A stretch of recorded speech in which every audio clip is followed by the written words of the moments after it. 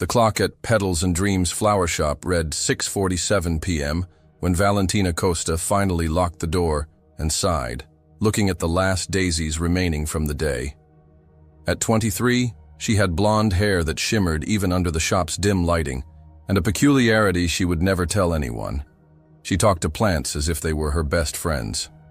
"Well, girls," she murmured to the flowers while organizing the vases. "Another day without any interesting customers. Just Mrs. Martinez buying carnations for her husband's grave, and that nervous guy who bought red roses, probably to apologize for something terrible he did." A purple begonia seemed to sway in agreement, and Valentina smiled. It had been like this for years, her, the flowers, and imaginary conversations about a love life that never happened. She'd never had a boyfriend, never been truly kissed, and was gradually starting to think maybe it would always be that way. "Do you think there's something wrong with me?" she asked a particularly large sunflower. "Like, do I have an invisible sign on my forehead that says, 'Stay away'?" That's when she heard the door chime ring. Strange. She was sure she had locked it. Valentina turned around and almost dropped the watering can she was holding. A tall man in an impeccable suit with perfectly styled dark hair stood at the entrance. He had the kind of presence that made the air in the room feel denser, more important.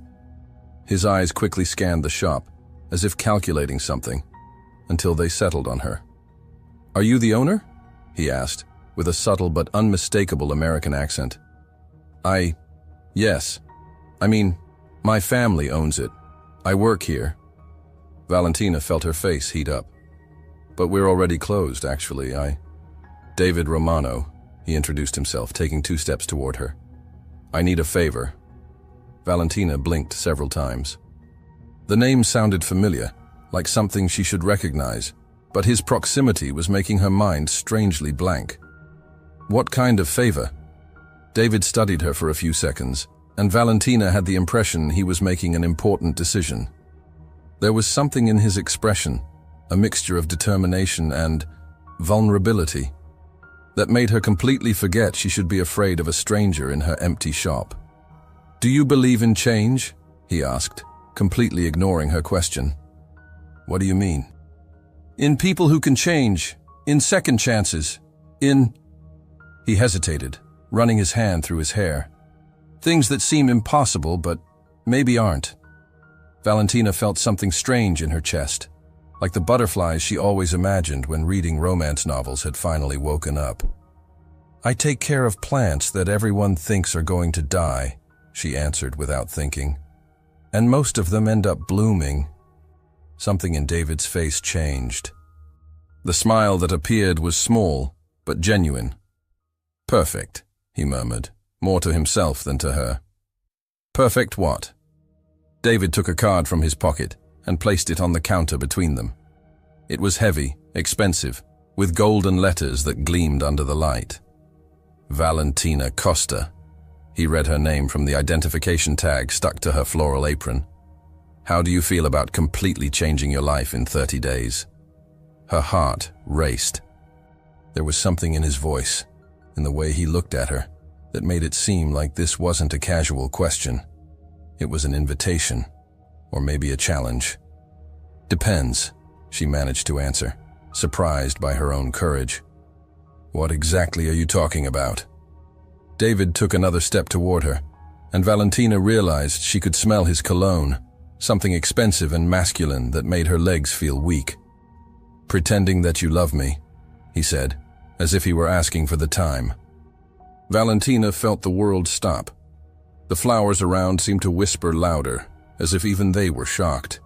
"I'm sorry, did you say what?" "You heard correctly."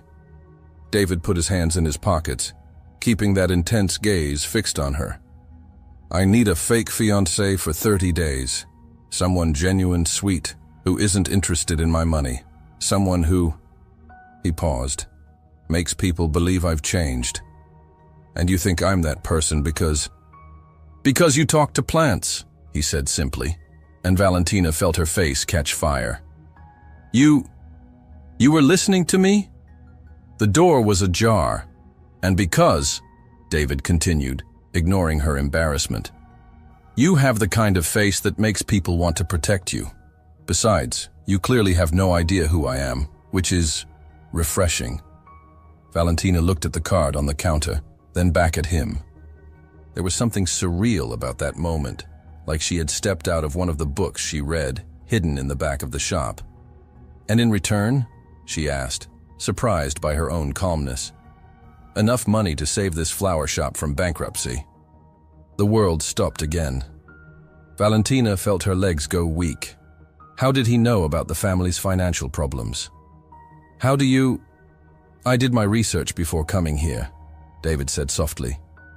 The question is, do you accept? Valentina looked around the shop she loved, at the flowers that were her only confidants, at the small, safe life she had built. Then she looked back at that mysterious man who had just appeared like a storm in her quiet routine. I don't even know your full last name, she murmured. Romano. David Romano. This time her memory worked. Valentina felt her eyes widen. The David Romano. The billionaire with the hotels and those huge buildings in New York? Among other things. Oh my God. She leaned against the counter. You're famous. You're in magazines. And You're perfect, David said. And there was something in his voice that made her heart skip. Exactly because of that. Valentina took a deep breath, trying to process everything. A famous billionaire had appeared in her flower shop, asking her to pretend to be his fiancé, offering to save the family business in return. It was crazy. It was impossible. It was 30 days, she asked, hearing her own voice as if it came from far away. 30 days. She looked at the flowers one last time, as if asking for advice. The large sunflower seemed to shine under the light, as if saying, "Go for it." "Okay," she whispered, barely believing her own words. "I accept." David smiled, a real smile this time, which completely transformed his face. "Great. See you tomorrow at 9 in the morning. The address is on the card." He turned to leave, but stopped at the door. "Oh, Valentina." "Yes?" "Wear something beautiful. We're going to fall in love in public." And with that, he left, leaving Valentina alone with her flowers and a golden card that seemed to pulse with possibilities she didn't even know existed. She looked at the sunflower and whispered, "I think my life just completely changed." If she had known what the next 30 days had in store, she might have fainted right there.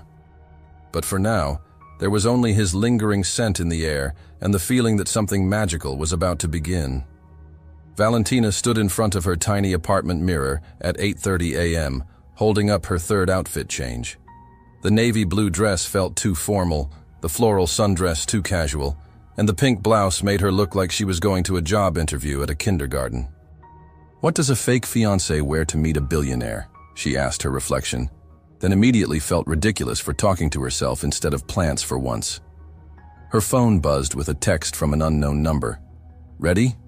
Car outside in 10 minutes. Valentina's heart jumped. She grabbed the navy dress, slipped on her only pair of decent heels and ran a brush through her blonde hair one more time.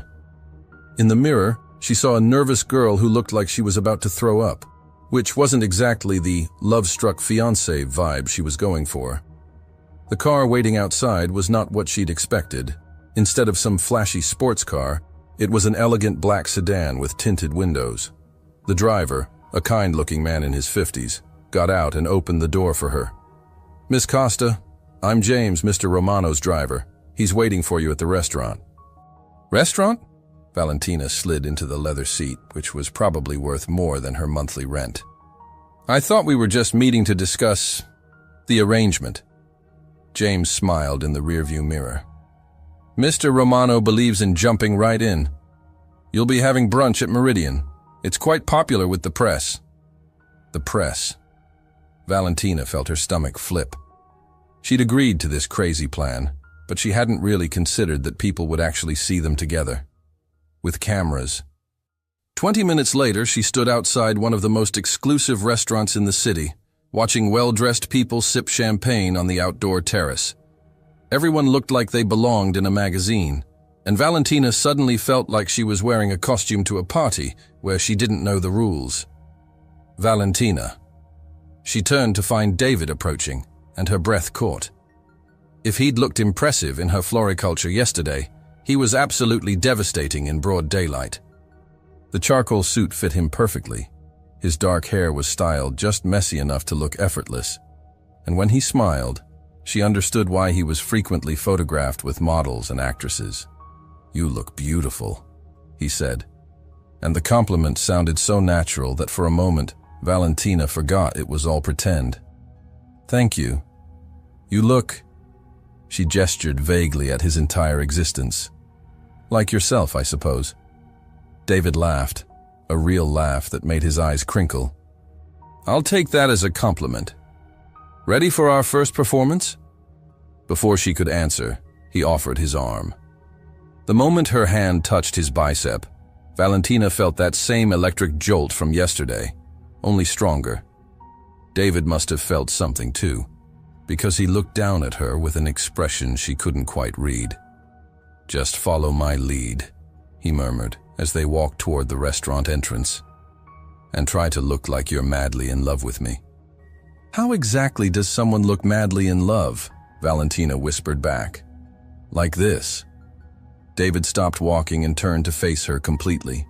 His hands came up to cup her face gently, thumbs brushing across her cheekbones.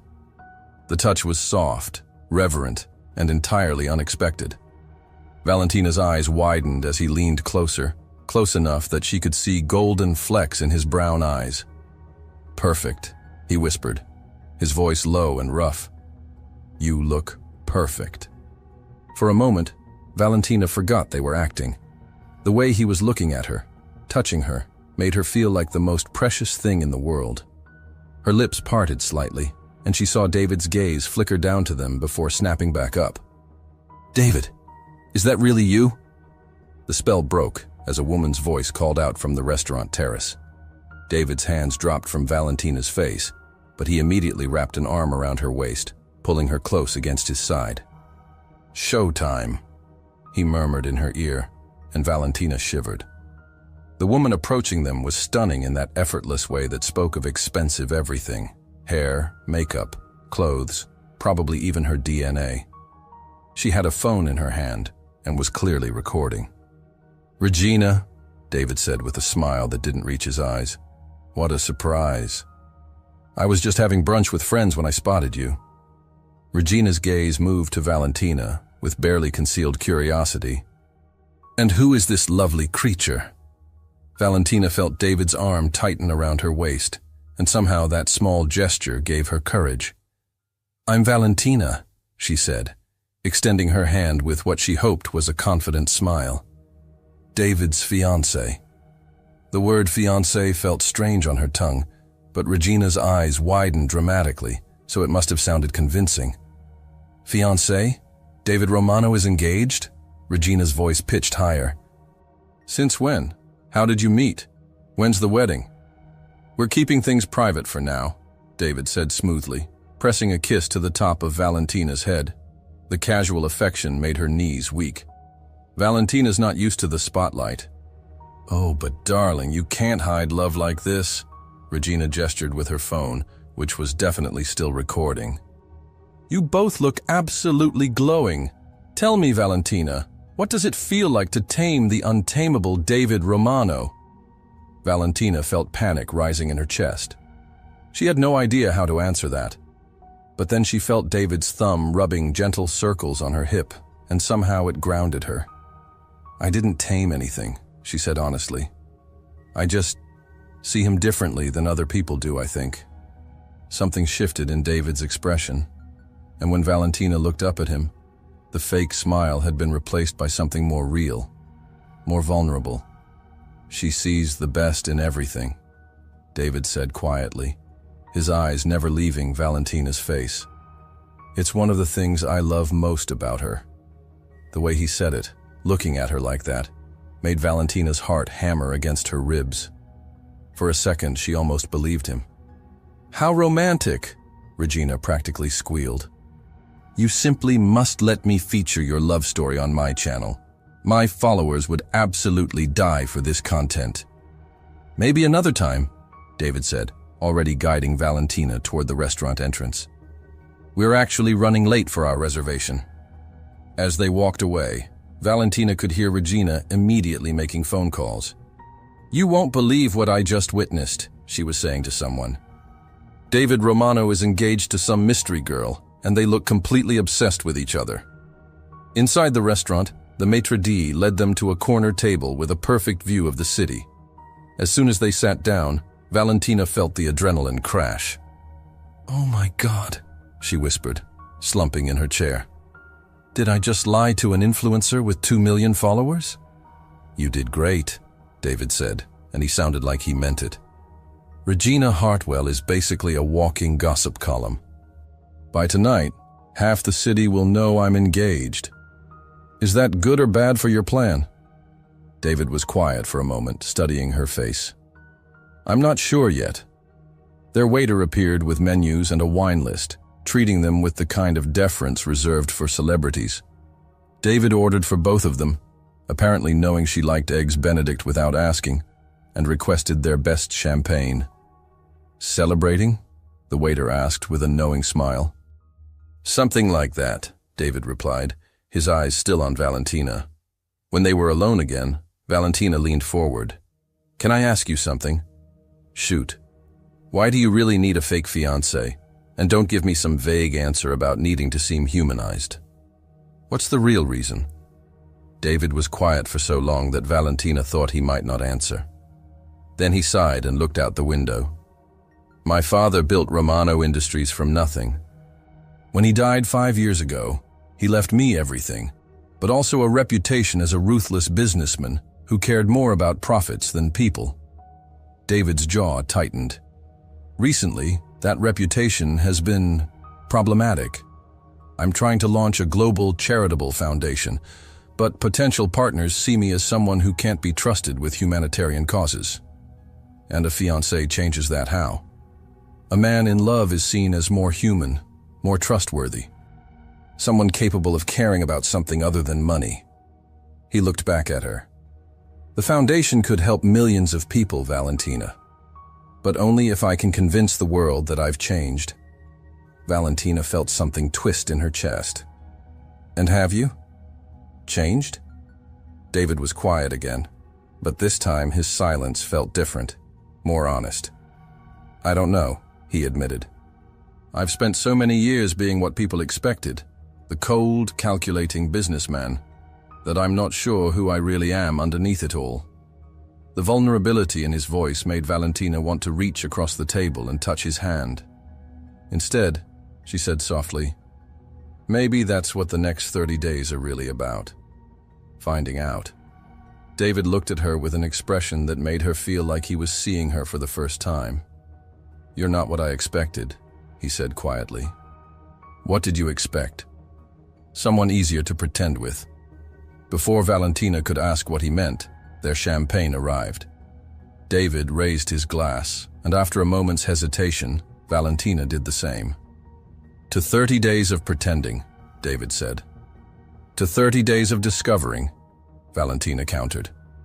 Their glasses clinked, and Valentina took a sip of the most expensive champagne she'd ever tasted. It was perfect, just like everything else in David's world.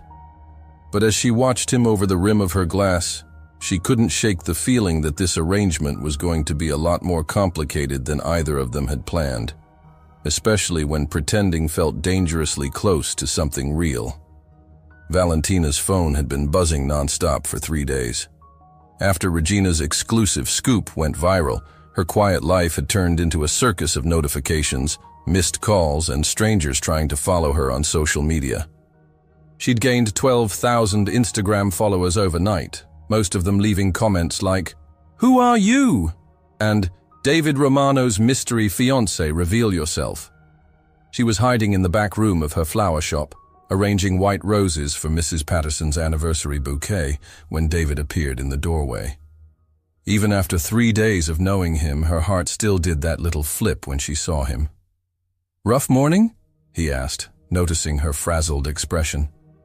Someone called me 6 times asking if I'd sell my story to a tabloid, Valentina said, not looking up from the roses. Another person offered me $50,000 for exclusive engagement photos. And my neighbor Mrs. Chen knocked on my door at 7 a.m. wanting to know if it was true that I'm marrying that handsome rich boy from the magazines. David winced.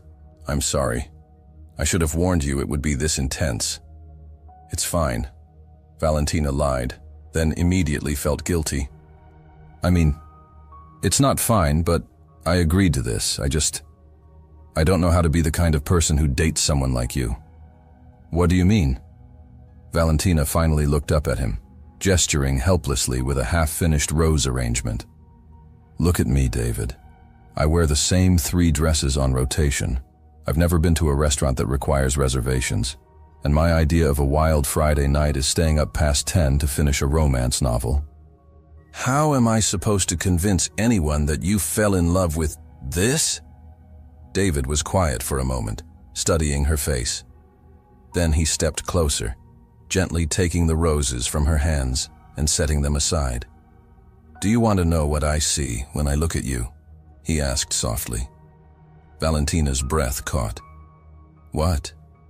I see someone who talks to flowers because she believes everything deserves to be heard. Someone who blushes when she's nervous but still speaks her mind. Someone who agreed to help a stranger because she thought it was the right thing to do. His hand came up to tuck a strand of hair behind her ear, and Valentina felt her knees go weak. I see someone genuine in a world full of people pretending to be something they're not. The sincerity in his voice made Valentina's chest tight. You make me sound better than I am. I don't think that's possible. They stood there for a moment, closer than they needed to be, and Valentina wondered if David could hear how fast her heart was beating. Then his phone rang, breaking the spell. Romano, he answered, his business voice completely different from the gentle tone he'd been using with her. Yes, I know about the photos. No, we're not doing interviews yet. He paused, listening. Fine. Set it up for Thursday. But only the charity representatives, not the press. When he hung up, Valentina was already back to arranging flowers, trying to pretend that moment hadn't affected her as much as it had. What was that about? She asked, proud of how normal her voice sounded. The foundation meeting I told you about. They want to meet you before they make their final decision about the partnership. David ran a hand through his hair. Which means we need to work on us. Us. Our story. How we met, how long we've been together, what convinced me to propose. The kind of details a real couple would know. He paused. And we need to work on looking comfortable together in public. Valentina felt her stomach flutter with nerves. What does that mean exactly? It means I'm taking you shopping this afternoon, and then we're going to dinner somewhere. We'll definitely be photographed. Consider it practice. Shopping? Valentina looked down at her simple floral dress. What's wrong with my clothes? Nothing, David said quickly. But if we're going to sell this relationship, you need to look like someone who belongs in my world. At least when we're in public. Valentina felt a stab of something that might have been hurt. So I need to pretend to be someone else. No. David's voice was firm. You need to be exactly who you are. Just elevated. There's a difference. 3 hours later, Valentina found herself in the most expensive boutique she'd ever seen, surrounded by salespeople who kept calling her Miss Costa and bringing her champagne she was too nervous to drink. David sat in a leather chair, watching as she modeled outfit after outfit, his expression unreadable. This feels ridiculous, Valentina said, stepping out of the dressing room in a gorgeous emerald green dress that probably cost more than her monthly rent. I look like I'm playing dress-up. David's expression changed. He stood up slowly, his eyes never leaving her face. You look... He started, then stopped, clearing his throat. You look beautiful. I look expensive, Valentina corrected, smoothing the silk fabric self-consciously. That's different. No, Valentina. You look like yourself, just more confident." David approached her, and Valentina caught her reflection in the boutique's mirrors. She did look different. More polished, more sophisticated, but still recognizably her. The dress doesn't make you beautiful. It just makes other people notice what was already there. The compliment made her cheeks warm, and she saw David's eyes soften as he watched her blush. "We'll take this one," he told the salesperson, "and the navy one from earlier." "David, these are too expensive," Valentina protested. "I can't let you—" "It's not for you," David said quietly, his eyes still on hers. "It's for us, for what we're trying to accomplish." But the way he was looking at her made Valentina think it might be about more than just their arrangement. 2 hours later, they were seated at Celestial, one of the city's most exclusive restaurants, and Valentina was trying not to fidget with the emerald dress. She could feel other diners stealing glances at their table, some not so subtly taking photos with their phones. "Relax," David murmured, reaching across the table to cover her hand with his. "You're doing great." "I feel like I'm in a fishbowl," Valentina whispered back. "That's because you are." David's thumb traced across her knuckles, and Valentina tried to remember that the gesture was just for show. But fishbowls aren't so bad when you have good company. Despite her nerves, Valentina smiled. "Is that your way of calling yourself good company?" "I was talking about you," David said, and something in his voice made her heart skip. The waiter appeared with wine David had ordered, and as they talked over dinner, Valentina found herself relaxing despite the attention. David was surprisingly easy to talk to when he wasn't in business mode, funny, thoughtful, with stories that made her laugh until she forgot they were being watched. "Can I ask you something personal?" Valentina said as they shared a dessert that was almost too beautiful to eat. "Shoot. Why hasn't this worked before? The relationship thing, I mean." "You're—" She gestured vaguely at him. "You're you. Successful, handsome, charming, when you want to be. Why are you still single?" David was quiet for a long moment, twirling his wineglass between his fingers. "Because every woman I've dated has wanted the idea of me, not the actual me," he said finally. "They wanted the lifestyle, the status, the story they could tell their friends. No one ever wanted to know what I was like when I wasn't performing." "And what are you like when you're not performing?" David looked up at her, and Valentina saw something vulnerable in his expression. "I don't know," he admitted. "I've been performing for so long, I'm not sure there's anything else left." The honesty in his voice made Valentina's chest ache. Without thinking, she reached across the table and covered his hand with hers. "There is," she said softly. "I've seen it. When you're not trying to impress anyone. When you're just talking to me." "That's real." David stared down at their joined hands, and Valentina realized she'd forgotten they were supposed to be acting.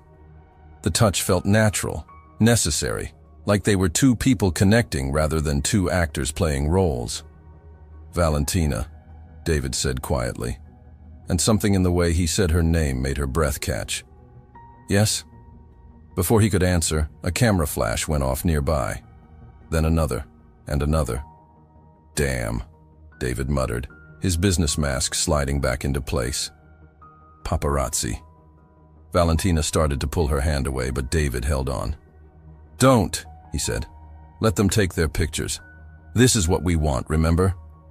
But as the cameras continued flashing and people began gathering to watch the show, Valentina couldn't shake the feeling that somewhere between pretending and performing, something real had started to happen. And that scared her more than any photographer ever could. "David," she whispered as he signaled for the check. "Yeah? What happens if this stops feeling like pretending?" David's hand tightened on hers, and when he looked at her, his expression was impossible to read. "I don't know," he said honestly. "I guess we'll figure it out as we go." As they left the restaurant together, David's arm around her waist and cameras flashing around them, Valentina couldn't help but think that 30 days suddenly felt both like forever and not nearly long enough. Valentina stood in front of the mirror in David's penthouse guest room, adjusting the navy dress they'd bought yesterday for the third time. In 20 minutes, she would meet the board of the International Children's Foundation, people who would decide whether David's billion-dollar charitable initiative would get their backing. No pressure at all. "You're going to wear a hole in that dress if you keep fidgeting," David said from the doorway, and Valentina jumped. He looked devastatingly handsome in his charcoal suit, but there was tension in his shoulders that hadn't been there yesterday.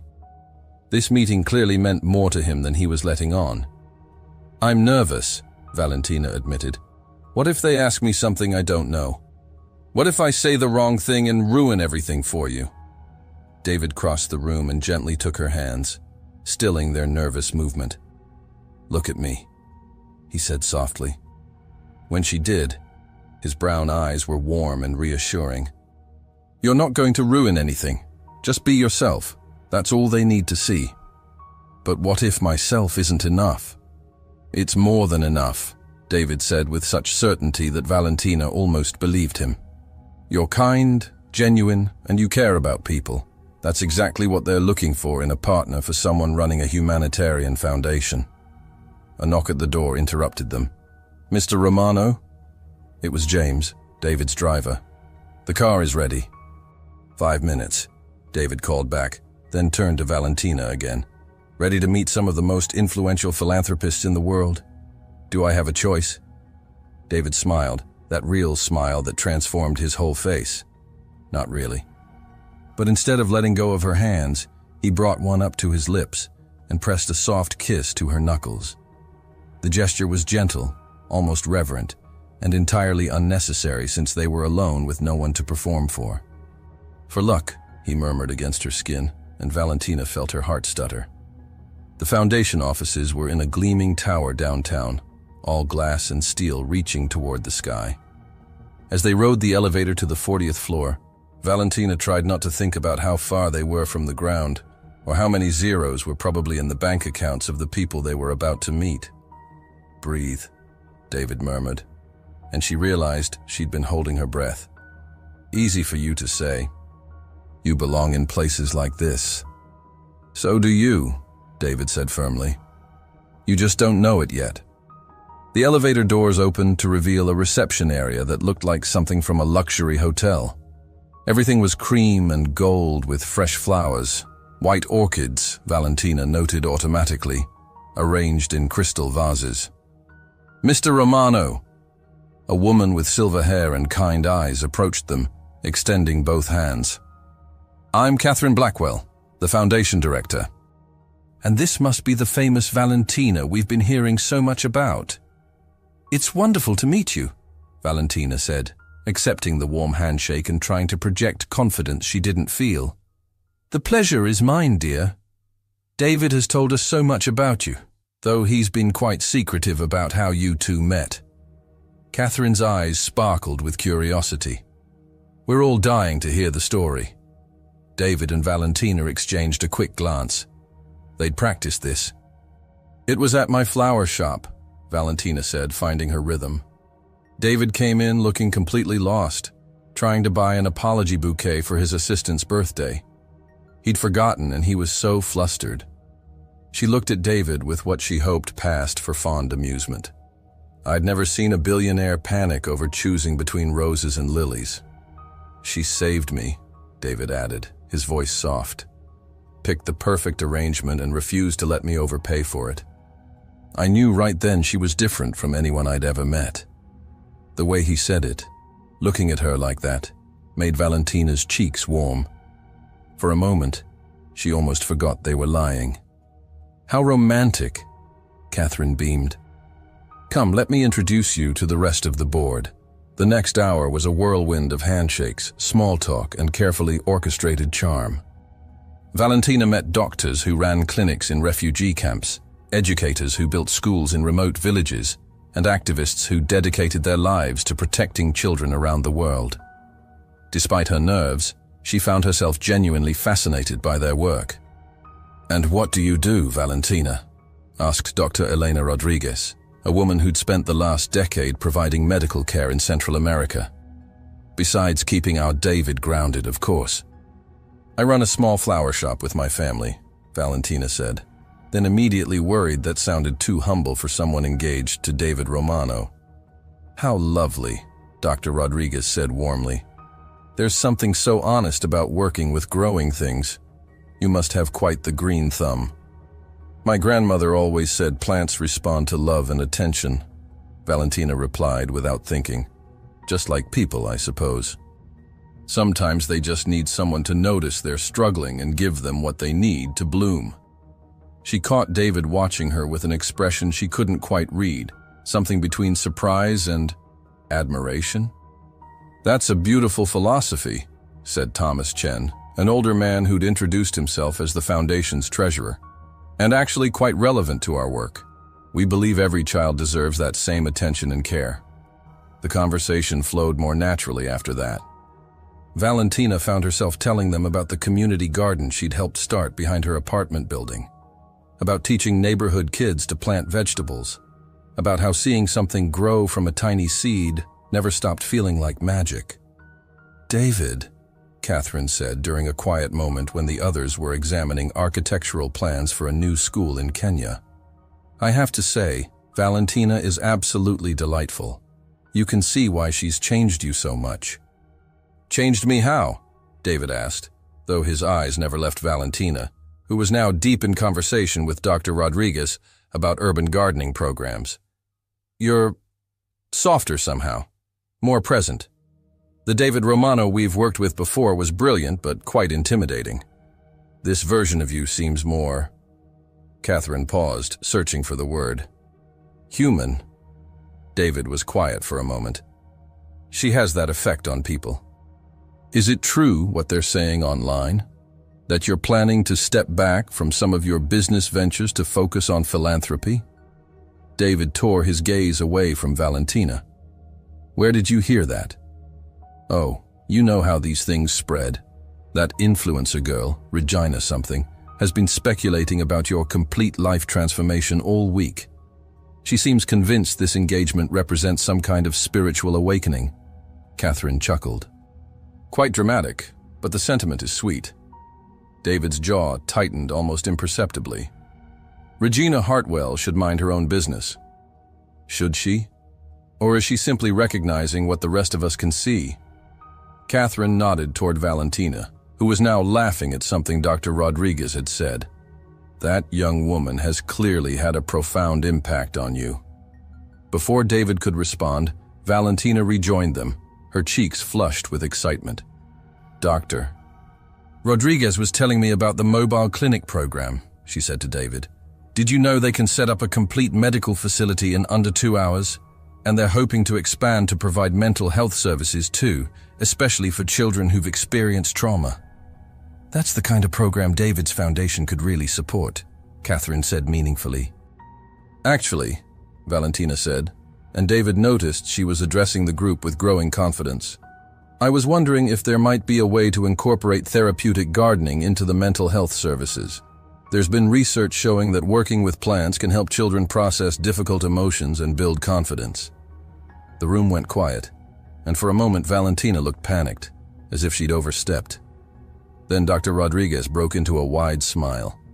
That's brilliant. We've been looking for innovative approaches to therapy that don't require extensive infrastructure.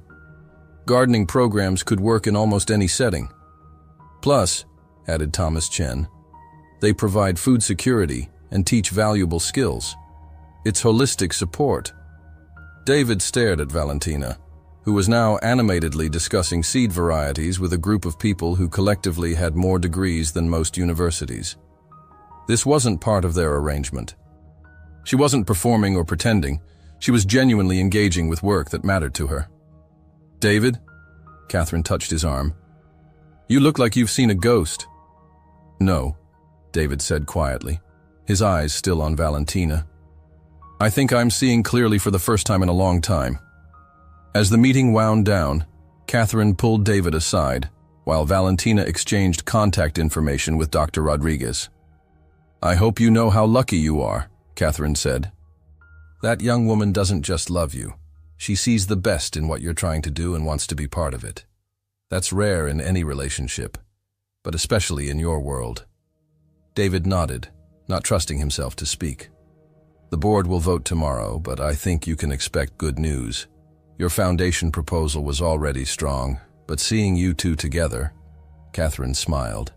It's clear this isn't just about business for you anymore. It's personal. That makes all the difference. In the car afterward, Valentina was practically bouncing with excitement. David, that was incredible. Dr. Rodriguez invited me to visit their pilot clinic next month, and Thomas wants me to send him a proposal for the gardening therapy program. I can't believe they took my ideas seriously. Why wouldn't they? David asked, genuinely curious. Because I'm nobody, Valentina said, then immediately looked embarrassed. I mean, I'm just a florist. I don't have medical training or a degree in international development. I just love plants. Valentina. David waited until she looked at him. You just convinced some of the most respected humanitarian workers in the world to consider a completely new approach to trauma therapy. And you did it because you genuinely care about helping people. That's not nobody. That's exactly the kind of person the world needs more of. Valentina stared at him, something shifting in her expression. You really mean that, don't you? Every word. They sat in comfortable silence for a moment, watching the city blur past the windows. Then Valentina's phone buzzed with a notification. Oh no, she groaned, reading the screen. Regina posted another video. It has 3 million views already. What's she saying now? Valentina's face grew pale as she watched. She's saying that you're paying me to pretend to be innocent and inexperienced to rehabilitate your image. That the whole relationship is a publicity stunt designed to make you look like a family man. Valentina looked up at him with stricken eyes. David, she has photos of us from dinner, and she's analyzing our body language to prove we're acting. David felt ice settle in his stomach. How close is she to the truth? Too close, Valentina whispered. What if the Foundation sees this? What if they think everything we said today was a lie? David took her phone and watched Regina's video, his expression growing darker with each accusation. Regina had somehow gotten photos of them from multiple angles, with commentary about how their romance was too convenient, too perfectly timed with his Foundation launch. We need to do damage control, David said grimly. How? David was quiet for a long moment, staring out at the city lights. When he spoke, his voice was careful, measured. We need to convince the world that what we have is real. But it's not real, Valentina said softly. David turned to look at her, and the expression in his eyes made her breath catch. Isn't it? The question hung between them like a challenge, and Valentina realized that somewhere between pretending to be in love and actually spending time together, the lines had become dangerously blurred, and she wasn't sure she wanted to find them again. Valentina woke up to her phone ringing at 6 a.m., then again at 6:03 and 6:07. By the 5th call, she finally answered without looking at the caller ID. Hello? She mumbled, still half asleep. Miss Costa, this is Jennifer Walsh from Celebrity Weekly. We'd like to offer you $50,000 for an exclusive interview about your relationship with David Romano. Our sources suggest. Valentina hung up and immediately turned her phone off. In the past 3 days since Regina's conspiracy video went viral, her life had become a nightmare of reporters, photographers, and internet trolls dissecting every aspect of her existence. Someone had found her college yearbook photos and posted them online with the caption, "Before the makeover." Another tabloid had interviewed her ex-coworker from the flower shop, who claimed Valentina had always been boy-crazy and desperate for attention. She was still hiding under her covers when she heard a key in her front door. Only one person had that key. Valentina, David's voice called out. Are you alive in there? She emerged from her bedroom looking like she'd been hit by a truck, wearing yesterday's clothes and probably sporting the worst bedhead in human history. David took one look at her and his expression softened immediately. That bad? He asked gently. I've had 17 missed calls, 43 text messages, and someone threw a rock through my shop window with a note calling me a gold-digging fraud. Valentina slumped onto her couch. So yeah, That bad. David sat beside her, close enough that she could smell his cologne but careful not to crowd her. "I'm sorry," he said quietly. "This is my fault. I should have anticipated Regina would escalate things this far. It's not your fault that people are horrible." Valentina rubbed her eyes tiredly. I don't know how you live like this, having every moment of your life examined and judged." "You learned to build walls," David said. "Thick ones. Is that what you did? Built walls so high that no one could hurt you?" David was quiet for a long moment. "Something like that." Valentina studied his profile, noting the tension in his jaw, the careful way he held himself even in her tiny, cluttered apartment. "That sounds lonely." "It was," David admitted, then looked at her with an expression that made her heart skip. Until it wasn't. Before Valentina could process what that meant, David's phone rang. He glanced at the screen and sighed. "My publicist. I should take this." He stood and walked to the window. "Miranda?" "Yes. I've seen the latest reports." "No. We're not issuing a statement, because it would only fuel more speculation." Valentina watched him pace, noting how quickly he'd shifted into business mode. It was like watching him put on armor. "The gala is in 5 days," David continued into the phone.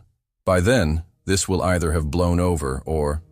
Yes, I'm aware of what's at stake." When he hung up, his expression was grim. "Bad news?" Valentina asked. "The foundation board is getting nervous. 3 major donors have already pulled out, citing concerns about associating with a publicity stunt. If we can't convince people our relationship is genuine by the gala..." Your foundation doesn't get approved," Valentina finished, "and millions of children don't get the help they need." David ran a hand through his hair, messing up his usually perfect styling. "I'm starting to think this whole plan was a mistake." Valentina felt something fierce and protective rise in her chest. "Don't you dare." "What?" "Don't you dare give up on something that important because of some jealous influencer and a bunch of trolls." Valentina stood up, surprising herself with her own vehemence. "David, I've seen your face when you talk about that foundation. I've watched you with those doctors and aid workers. That's not fake. That's the most real thing about you." David stared at her, something shifting in his expression. "You really believe that?" "I know it." Valentina stepped closer to him. "The question is, what are we going to do about it?" David was quiet for a moment, studying her face like he was memorizing it. "There is one thing," he said slowly, "but you're not going to like it. Try me. We need to give them something so convincing, so undeniably real, that no one can question it anymore." David paused, and Valentina could see him working up the courage to continue. "We need to move in together." Valentina blinked. "I'm sorry. What?" "Think about it. Regina's whole theory is based on the idea that we don't know each other well enough for this to be real. But couples who are planning to get married, couples who are genuinely in love, they live together. They know each other's habits, their secrets, their morning breath and coffee preferences," Valentina said weakly. "Exactly." David stepped closer, his voice dropping to that low, persuasive tone that made her knees wobble. "If we're living together, if we can answer any question about each other, if we look like a couple who are actually building a life together, people will have to believe it's real." "Yes." Valentina sank back onto the couch, trying to process this. Living with David Romano, sharing space with him, seeing him first thing in the morning and last thing at night, pretending to be domestic and comfortable, and... "Where would we live?" she asked, because apparently her mouth had decided this was a reasonable question to ask. "My penthouse has a guest wing. You'd have your own space, your own bathroom. We'd just share common areas when we need to be seen together." "And when would that be?" "Housekeeper comes 3 times a week. Building staff see everything. Plus I'd hire a few photographers to accidentally catch us doing normal couple things. Grocery shopping, morning coffee runs, walking to the park." It was logical. It was strategic. It was also absolutely terrifying. "David," Valentina said carefully, "what happens if we're that good at pretending? What happens when this is over and we have to go back to being strangers?" David sat back down beside her, close enough that their knees were almost touching. "I don't know," he said honestly. "But I know that right now, there are children in refugee camps who need medical care, kids in inner cities who need safe places to learn, families who need clean water and hope for the future. And if playing house with me for a few weeks helps make that happen, it's worth the risk," Valentina finished. "Is it? For you, I mean." Valentina looked around her tiny apartment, at her second-hand furniture, her overflowing bookshelves, her collection of rescued plants crowding every windowsill. It was small and cluttered and completely hers. The idea of leaving it, even temporarily, felt like losing a piece of herself. But when she looked at David, she saw something she hadn't noticed before. Underneath his confident exterior, he looked scared. Not of business deals or board meetings, but of something much more personal. "What aren't you telling me?" she asked softly. David was quiet for so long she thought he might not answer. When he finally spoke, his voice was barely above a whisper. "I'm terrified that you'll see who I really am when I'm not trying to impress anyone, and you'll realize you can't even pretend to love that person."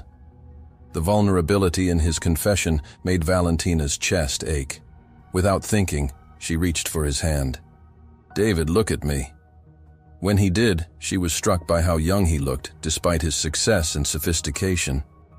"The person I've gotten to know these past 2 weeks, the one who notices that I talk to plants, who listens when I ramble about gardening therapy, who gets excited about helping children he's never met, that person is worth knowing. And if that's who you really are, then what? Then you don't have anything to be scared of." David stared at their joined hands, and Valentina could practically see him wrestling with himself. "Okay," he said finally, "but I have conditions." "Such as?" "No more apologies for who you are. No more calling yourself nobody or acting like you don't belong in my world." David's grip on her hand tightened. "You're brilliant, Valentina. You're kind and funny, and you see solutions where other people see problems. I need you to believe that about yourself." Valentina felt tears prick her eyes. "That's not really a condition for me. That's more like therapy. Maybe we both need therapy. Maybe we do." Valentina took a deep breath. "Okay, I'll move in with you, but I have a condition too." "Name it." "When this is over, when the foundation is approved and the 30 days are up, we sit down and have an honest conversation about what happens next. No pretending, no protecting each other's feelings. Just the truth." David nodded slowly. "Deal." They shook hands solemnly, and Valentina tried not to notice how perfectly her fingers fit between his, or how his thumb automatically stroked across her knuckles, or how the simple touch made her feel more connected to another person than she ever had before. "So," she said, trying to lighten the mood, "when do we start playing house?" "How about now?" David stood and offered her his hand. "I'll help you pack." 3 hours later, Valentina stood in the marble foyer of David's penthouse, clutching a suitcase and feeling completely out of place. The space was beautiful but intimidating. All clean lines and expensive art, with floor-to-ceiling windows that offered a breathtaking view of the city. "The guest wing is this way," David said, leading her down a hallway lined with photographs she was pretty sure belonged in a museum. "You'll have complete privacy, but..." "But?" David stopped outside a door and turned to face her. "The walls aren't that thick, so if you need anything, or if you get scared, or if you just want to talk, I'll hear you." The offer was made casually, but Valentina caught the underlying message. "You're not alone in this." "Thank you," she said softly. David opened the door to reveal a suite that was bigger than her entire apartment, complete with a sitting area, walk-in closet, and bathroom that looked like something from a luxury spa. "It's beautiful," Valentina breathed, setting her suitcase down on the king-sized bed. "I'm glad you like it." David lingered in the doorway, hands in his pockets. Dinner's usually around 7. Nothing fancy. I can't actually cook, so it's mostly takeout. I can cook, Valentina offered. I mean, if you want. Basic stuff, but I'd like that, David said, and his smile was so genuine it made her heart flutter. I'd like that a lot. After he left, Valentina unpacked her few belongings, trying to make the impersonal space feel a little more like home. She arranged her books on the nightstand, placed her favorite plant, a small succulent named George, on the windowsill, and hung her grandmother's cross necklace on the mirror. When she was done, she caught her reflection and barely recognized herself. Same blonde hair, same blue eyes, but something fundamental had changed. She looked like a woman who lived in penthouses and dated billionaires. She looked like someone playing a role she never auditioned for. A soft knock interrupted her thoughts. "Come in," she called. David appeared with 2 cups of coffee, offering her one with a hesitant smile. "Peace offering," he said. "I know this is weird." Weird doesn't begin to cover it. Valentina accepted the coffee gratefully, noting that he'd somehow made it exactly how she liked it. "But we'll figure it out." They stood by the window, sipping coffee and watching the city lights begin to twinkle in the gathering dusk. It should have been awkward. 2 people who barely knew each other, preparing to pretend to be in love for the whole world to see. But instead, it felt comfortable, natural even. "Valentina," David said softly. "Yeah? For what it's worth, I'm glad it's you." "What do you mean?" David was quiet for a moment, his reflection ghost-like in the window glass. "I mean that if I have to pretend to be in love with someone, I'm glad it's with someone I actually—" He trailed off, but Valentina's heart was already racing. "Actually what?" David turned to look at her, and the expression in his eyes made her breath catch. "Actually care about." The admission hung between them like a bridge neither was quite ready to cross. But as they stood there in the golden light of David's penthouse, Valentina couldn't help but think that caring might be the most dangerous thing of all. Because once you started caring about someone, pretending became a lot harder, and stopping became nearly impossible. The Meridian Grand Ballroom looked like something from a fairy tale. Crystal chandeliers cast rainbow prisms across marble floors, while hundreds of white roses and baby's breath created an ethereal canopy overhead. Valentina stood at the edge of the room in a stunning midnight blue gown that David had insisted on buying, watching philanthropists, celebrities, and world leaders mingle over champagne and canapes, worth more than most people's monthly salary. "You look like you're about to bolt," David murmured in her ear, appearing beside her with 2 glasses of champagne. "The thought had crossed my mind," Valentina admitted, accepting the drink gratefully. "There are cameras everywhere, and I'm pretty sure that woman over there is a duchess or something. Princess, actually, and she grows prize-winning orchids in Monaco. You'd love her." David looked devastating in his black tuxedo, the formal wear emphasizing his broad shoulders and elegant bearing. But Valentina had learned to read the subtle signs of his nervousness, the way he adjusted his cufflinks when stressed, how his smile became slightly too perfect when he was performing for others. "How are you holding up?" she asked softly. "Ask me in 3 hours," David replied, scanning the crowd. "Catherine just texted. The foundation board is making their final decision tonight. And Regina—" "What about Regina?" David's expression darkened. "She's here. VIP invitation, courtesy of being the most watched lifestyle influencer in the country. My publicist couldn't block it without causing more drama." As if summoned by their conversation, Regina Hartwell materialized across the room like a perfectly groomed shark. She wore a gold dress that probably cost more than Valentina's car, and she was already filming herself with a professional-grade camera setup. "She's broadcasting live," Valentina observed, noting the small crowd gathering around Regina. "What do you think she's planning?" "Nothing good." David's hand found the small of Valentina's back, a gesture that had become automatic over the past 2 weeks of living together. "But whatever happens, we stick together. Remember our story, trust each other, and..." And try not to let anyone see us panic, Valentina finished. Exactly. They spent the first hour working the room like a well-rehearsed team. David introduced Valentina to donors and dignitaries, while she charmed them with genuine enthusiasm for the Foundation's mission. She found herself in deep conversation with a group of educators about therapeutic gardening programs, completely forgetting to be nervous until she noticed several people filming her on their phones. "You're doing beautifully," David said during a quiet moment between conversations. "Dr. Rodriguez was just telling me that 3 major universities want to discuss implementing your gardening therapy program." "Really?" Valentina's face lit up. "That's incredible. I have so many ideas for curriculum development and—" She stopped mid-sentence, noticing David's expression. "What?" "Nothing," David said softly. "It's just, when you talk about your work, you get this light in your eyes. It's beautiful." The sincerity in his voice made Valentina's chest tight.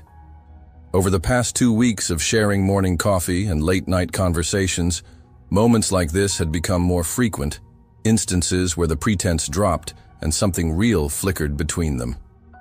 "David, Ladies and gentlemen," Regina's voice cut through the elegant murmur of conversation as she climbed onto a small stage normally reserved for the auction announcer. "Could I have your attention for just a moment?"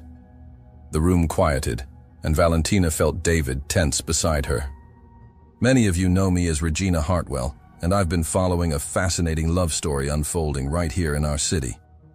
Regina's smile was sharp as a blade as she gestured toward David and Valentina. "The romance between our beloved billionaire David Romano and sweet little flower shop owner Valentina Costa." Murmurs rippled through the crowd. Valentina felt every eye in the room turn toward them, and her hands began to shake. "Now, I'm all for love, conquering all," Regina continued, her voice dripping with false sweetness. "But as someone who's dedicated to truth and authenticity, I felt it was my duty to investigate when something seemed off." David's hand tightened on Valentina's waist. "Whatever she says, don't react," he whispered urgently. "We knew this might happen." "So imagine my surprise," Regina said, pulling out her phone and connecting it to the room's projection system, "when I discovered some very interesting financial records." A document appeared on the screens around the room. Bank transfers, payment authorizations, all bearing David's signature. "It seems Mr. Romano has been making some substantial payments to Miss Costa's family business. Payments that coincidentally began the exact same day their engagement was announced." Gasps echoed through the ballroom. Valentina felt the blood drain from her face as she stared at the evidence of their arrangement displayed for hundreds of people to see. "But wait!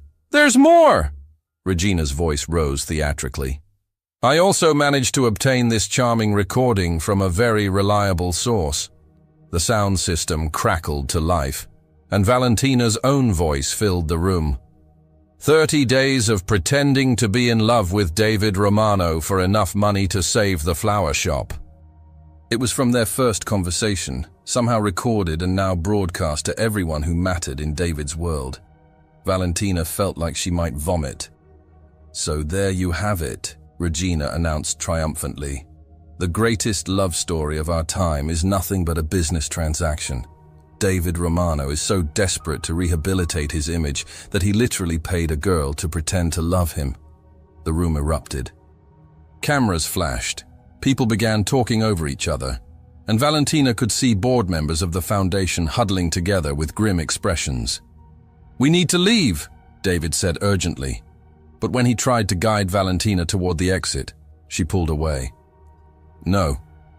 Valentina, this is over. There's no coming back from this." "No," Valentina said more firmly, stepping away from him. "I'm not running away." Before David could stop her, Valentina walked toward the stage. The room gradually quieted as people realized the fake fiancé was about to speak. Regina looked momentarily stunned as Valentina climbed the steps, but quickly recovered her composure. "Valentina, how lovely that you're here to confirm everything I've just revealed," Regina said with a predatory smile.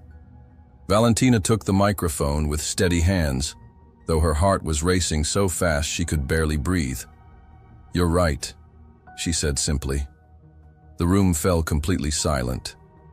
"You're right that David offered me money to pretend to be his fiancée. You're right that I needed the money to save my family's business. You're right that this started as a business arrangement." David stared at her in shock. Catherine Blackwell looked stricken. The foundation board members were already reaching for their phones. "But Regina," Valentina continued, her voice growing stronger, "you're wrong about everything that matters." She turned to face David across the room, and when she spoke again, her voice carried to every corner of the ballroom. "Yes, I agreed to pretend to love David Romano for 30 days, but somewhere between day 1 and day 30, I stopped pretending." A ripple of surprise went through the crowd. "You want to know what David Romano is really like? He's the man who noticed I talked to my plants and thought it was sweet instead of weird. He's the man who listened to my ideas about gardening therapy and helped me present them to actual experts who could make them happen. He's the man who sees potential where other people see problems, who believes in change not just for himself, but for the world." Valentina's eyes never left David's as she continued. "Yes, he paid me to be here. But he didn't pay me to fall in love with him. He didn't pay me to lie awake at night thinking about his smile. He didn't pay me to care about his dreams or worry about his fears or want to be the person he turns to when the world gets too heavy." Tears were streaming down her face now, but she didn't care. David Romano didn't buy a fake fiancé. He accidentally found someone who sees past his reputation to the man underneath. Someone who would love that man even if he had nothing to offer but himself. The room was completely silent now, everyone transfixed by the raw emotion in her voice. "So yes, Regina, you've exposed our secret. We started with a lie, but what we found..." Valentina's voice broke slightly. "What we found was the truth." She set the microphone down and walked off the stage, past the stunned crowd, past the flashing cameras, straight toward the exit. She needed air, space, somewhere to process what she'd just done. But before she could reach the door, David's voice stopped her. "Valentina, wait." She turned to find him standing in the middle of the ballroom, every eye in the room on them both. "You're right," he said, his voice carrying clearly without amplification. "We did start with a lie. I was so afraid of being vulnerable, so convinced that no one could love the real me, that I thought I had to buy what I wanted most." David began walking toward her, his eyes never leaving her face. "But you saw through all of that. You saw past the money and the reputation and the carefully constructed image to something I'd forgotten was there. You made me remember who I used to be before I became afraid of not being enough." He stopped just in front of her, close enough to touch but not quite touching. "I fell in love with your laugh, with the way you light up when you talk about helping people, with how you make everyone around you feel like they matter. I fell in love with your courage and your kindness, and the way you see magic in ordinary things." David's voice dropped to just above a whisper, but in the absolute silence of the room, everyone could hear him. "I don't need 30 days anymore, Valentina. I don't need a contract or an arrangement or any reason other than this. I love you. Not because I'm paying you to be here, but because I can't imagine being anywhere else." The room held its breath as David dropped to one knee, pulling a ring box from his jacket pocket. "Valentina Costa, will you marry me? Not for a foundation, or a reputation, or any reason other than the fact that I want to spend the rest of my life trying to deserve the love you've given me?" Valentina stared down at him, this powerful man who had brought her into his world and somehow convinced her she belonged there, who was now kneeling in front of hundreds of people and offering her his heart. "Yes," she whispered, then louder. "Yes, you impossible, wonderful man. Yes." The room exploded in applause as David slipped the ring onto her finger and pulled her into his arms.